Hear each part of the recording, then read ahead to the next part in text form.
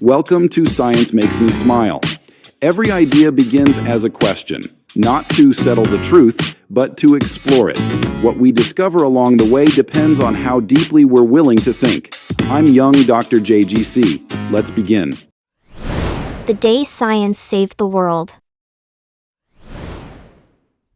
Sometimes the most dangerous ideas begin with common sense. If molten lava can melt rock, then surely it could destroy garbage. Volcanoes burn at temperatures exceeding 1,000 degrees Celsius, far hotter than any incinerator humans have ever built. To some people, the conclusion seemed obvious. Why not drop the world's waste into volcanoes and let nature's own furnace take care of the problem? The idea appeared from time to time in discussions about waste disposal.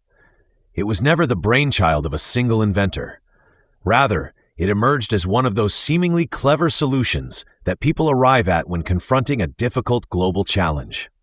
As landfills grew larger and cities struggled with mountains of trash, the suggestion sounded almost elegant. Nature, it seemed, might already have built the perfect garbage disposal system. Scientists studying Erta Al, an active volcano in Ethiopia, had a chance to examine the idea more closely. Erta Al is one of the few places on Earth where a permanent lava lake exists, a glowing pool of molten rock that churns continuously in the heart of the volcano.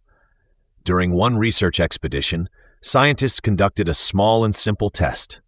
They dropped a bag of organic waste into the lava lake to see how the molten surface would react. The result was immediate and startling. Instead of quietly consuming the material, the lava lake erupted into motion. The bag punched through the fragile crust on the surface, disturbing the molten rock below. Lava splashed violently upward, and bursts of gas shot into the air as the lake churned and surged. What seemed like a harmless experiment revealed something far more serious. Volcanoes are not passive furnaces waiting to burn whatever we throw into them. They are complex geological systems, balanced by pressure, temperature, and the slow movement of magma deep beneath the Earth's crust.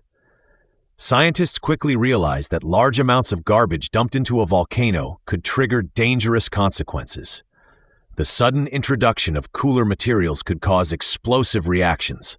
Plastics and chemicals would release toxic gases, and violent splashing of lava could turn the crater into a deadly hazard. But some researchers worried about an even larger possibility. Volcanoes are often part of interconnected geological systems. Underground magma chambers and tectonic faults can link volcanic regions in ways that are not always visible from the surface. A major disturbance in one volcano might alter pressure in nearby systems. In extreme scenarios, scientists warned, an eruption triggered in one place could potentially influence activity in other volcanoes, perhaps even distant ones connected through the same tectonic network. If you want a small, safe glimpse of this principle at home, consider a pot of oatmeal cooking on a hot stove. As it heats, the surface may appear calm, even stable. But if you take a spoon and stir from the bottom, you disturb the hotter layers beneath. Suddenly, bubbles rise, the surface breaks, and the mixture can surge or splatter. Be careful, you may get burned. A volcano is, of course, far more powerful, but the principle is not entirely different. What began as a clever idea for disposing of garbage suddenly appeared far more dangerous. The proposal quietly faded away. No fleets of garbage trucks ever lined up at volcanic craters. No nation attempted to turn volcanoes into incinerators for the world's waste.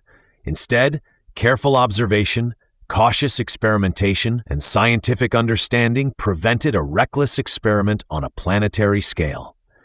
History rarely records the disasters that never happen. Yet sometimes the most important achievements of science are not the discoveries that change the world, but the insights that stop us from making a terrible mistake. And on that day, beside a lake of molten rock in Ethiopia, science may have done exactly that. It may have saved the world.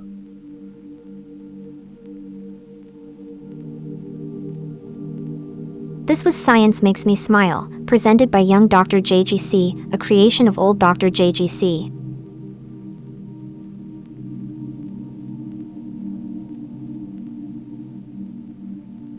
Hit subscribe below so you never miss any of our new episodes.